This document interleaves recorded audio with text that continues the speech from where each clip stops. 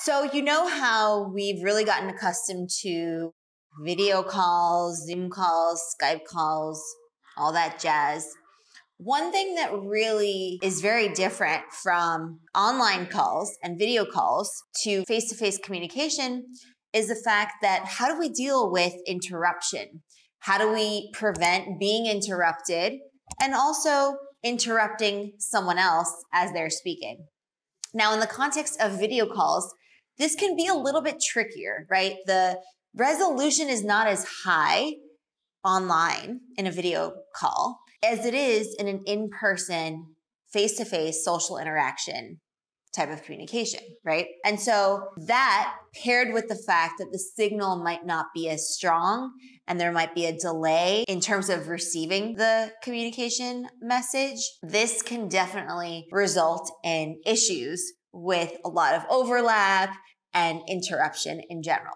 So I have 3 tips for you for how to prevent being interrupted and also for you to be mindful of not interrupting the other person or people with whom you are interacting in the online space. All right, let's get into it.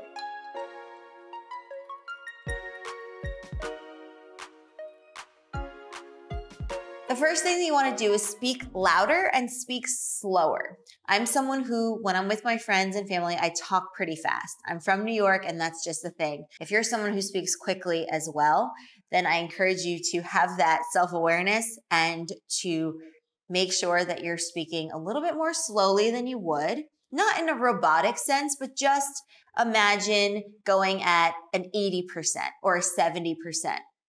So if you were to speak at that and still sound naturally, then that is the right sort of speed at which to speak. And the other thing is to speak a little bit louder than you would. And to do that, you really want to engage the diaphragm. I have a video about diaphragmatic breathing, which allows you to tap into your powerhouse, which is your core, and to really pay attention about how you're breathing. Are you breathing from your chest or are you breathing from your diaphragm? In which case you'll also feel it like around your core and in the back. So your mic not be the best, right? You might not have a separate mic. So try to really project your voice. And yes, even though you're projecting it to, your laptop, which is not that far away from you, right? But still, we want to make sure that we're speaking a little bit slower and a little bit more loudly, because again, you want that higher resolution to come through, which is unfortunately not really going to be the case always with these online virtual interactions. So we have to really do our best. So that's the first one. The second one is to ask comprehension check questions and some other questions. So with comprehension check questions, what you're really getting at is to make sure that the person with whom you're interacting is on the same page as you, that they are following what you're saying, because sometimes when we're talking online, in video calls, and we don't give the other person a chance to confirm or ask a clarifying question or ask you to elaborate, sometimes that can then get missed and skipped. And so we really want to be careful to making sure that the people with whom we are engaging in this virtual interaction are aware of what's going on, and to make sure that no one skipped a beat and that you haven't left anyone in the dust. Because there's nothing worse than you carrying on through your whole entire soliloquy or meeting, and people have so many questions, yet there was never an opportunity for them to ask those questions. So this is really important because you want to make sure that they're on the same page as you so that you haven't lost anyone. So one way to do that is to actually ask something related to what you said, related to your content. So does X make sense? Does Z have any bearing on what you guys are doing right now? Or just saying, does this make sense? Does anyone have any questions? What are your thoughts on XYZ?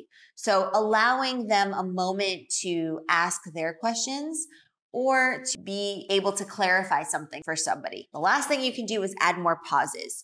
For a lot of people, when we're talking in face-to-face communication settings, pause can be a little bit uncomfortable. It can be a little bit stifling. It can be a little bit like, oh, I need to fill the airtime. I need to fill the space.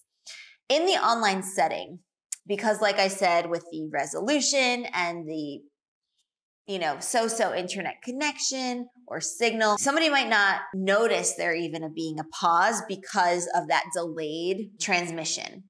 So you really do want to add in those pauses, and it really won't come off as jarring, much less so in the online setting than it would in the face-to-face setting.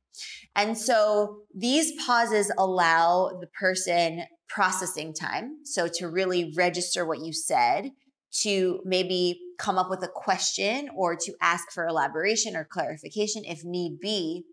And also, we don't know how strong the signal is, right? So if we are just constantly talking and just yammering away and not giving a pause in there, then it might be likely that, part of the message does not get transmitted. So really make sure that you're adding those pauses. All right, so that's it. I hope that you found this useful. Let me know what other ways you've come up with in just your own experience with these online calls and these video chats and conferences, what ways that you found have helped you interrupt less and also be interrupted less frequently in that online virtual setting. All right, I will see you in the next one. Happy explearning.